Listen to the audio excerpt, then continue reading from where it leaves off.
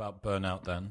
It seems like this was a period of extreme burnout for you. What did you not know before that now seems completely obvious?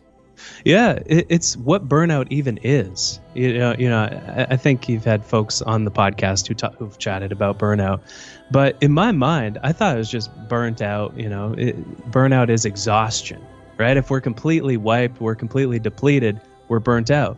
But realizing that exhaustion is just a third of the picture of burnout was one of the most surprising things that I myself discovered. And it explained a lot of how I was feeling at the time. Exhaustion is a core component of burnout, but it's only a third of the burnout equation as defined by researchers like Christina Maslach and the World Health Organization. We need to be exhausted, right? That feeling of being just totally depleted. But we also need to feel cynical. We need to feel as though there is this negative attitude just that pervades everything that we do. That's the second attribute of burnout. And the third is unproductive, right? We need to feel as though what we're doing doesn't make a difference and like we have nothing left in the tank to make a difference with who we are.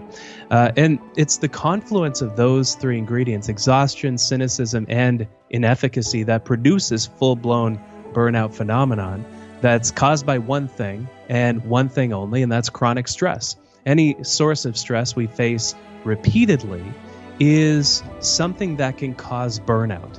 And the more sources of chronic stress, some of them are obvious, right? Financial concerns, just, marital stress, all these different sources that we can see, but a lot of it's hidden, right? The threatening information that we choose to pay attention to on social media, on the news, simply because it's familiar, can lead us to that point of burnout.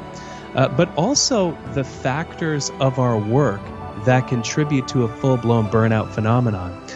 There's 6 of them, in fact. And so the more in alignment we are with these 6 factors, the more engaged we become and the less burnt out we become. But these 6 areas of our work are also the petri dishes that the chronic stress of our work can incubate inside of. And so those are how much work we have on our plate, whether we're rewarded fairly. And that goes to money, that goes to social rewards, that goes to being recognized for the contributions that we make.